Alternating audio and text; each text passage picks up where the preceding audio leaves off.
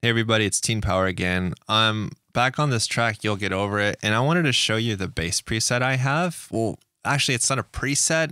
I got the idea from another video I watched. And I really like this bass. I actually use it maybe too much, but I really love it. It's basically a mixture of two different bass sounds. I have this sampled pick bass, and basically it's a really short sample. I'll show you now with my keyboard. Just had to plug it in. Let's see. There we go. So I have a mix of two channels that I can mess with.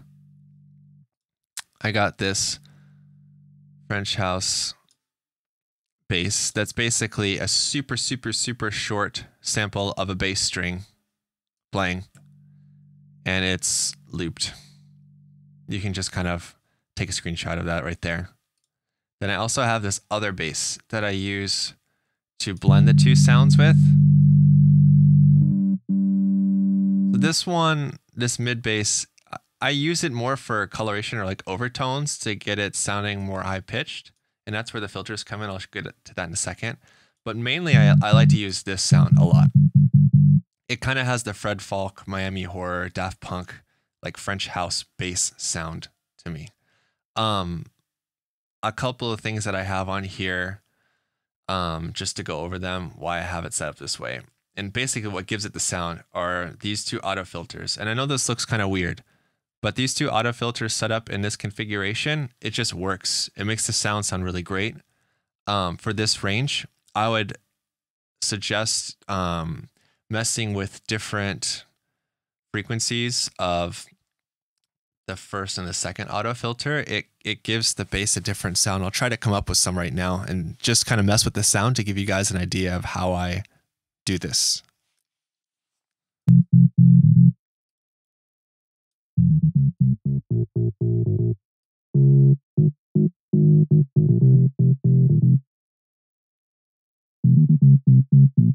So a lot of it's trial and error. That sounds pretty good. And notice that I have this EQ8 on the end, and basically it just gives a little bit of a bump at about 111 hertz. Just a little bit. It also rolls off the low end. One thing I found that works really well with this kind of bass is just doing a really strong low cutoff, or the low shelf, I think it's called. A low cut, sure. You don't really need to get the sub bass frequencies. Really what makes this sound funky and what makes it work is having it be focused in this mid range from like 100 hertz to about 350 hertz. You don't want to go to 400 exactly. But that range seems to work really well, and it just makes it pop out and sounds super funky. And the flanger also adds a little bit of a color too.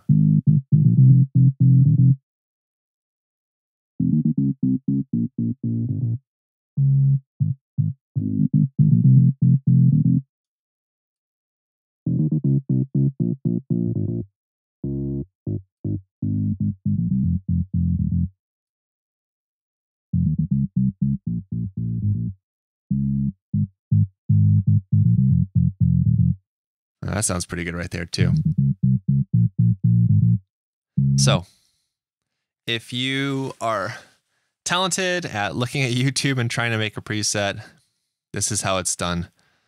And this is by far just one way to recreate that French house bass sound, that funk bass sound, but it works for me. I love using this stuff. Super funky, super fun to play. The other thing that really helps too is having funky bass lines. I have this quantized. I played it in. I'm a keyboardist, so it's not hard for me to play this stuff in and mess around. One thing I noticed though is that you really got to make sure that the timing is really tight for this stuff. And sometimes, let me change this view to 16th. You'll see like I have it so that this F2 doesn't go all the way to D. I want it to sound like this because it sounds like a bass player playing. If you have it all the way to the end, it changes how the sound, it changes the sound of the bass, and it makes it sound less realistic to me. Give it a listen and see what you think.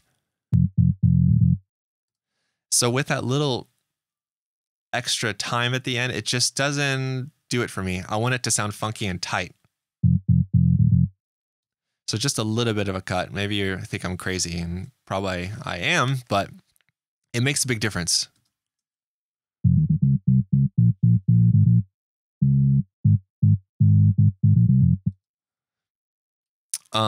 Yep. So that's what I do for my funky bass lines on my songs, and a lot of repetition and then just developing those ideas. So hopefully that is of some use to you and that you can make some really awesome funky French house bass lines too. All right. Thanks for watching.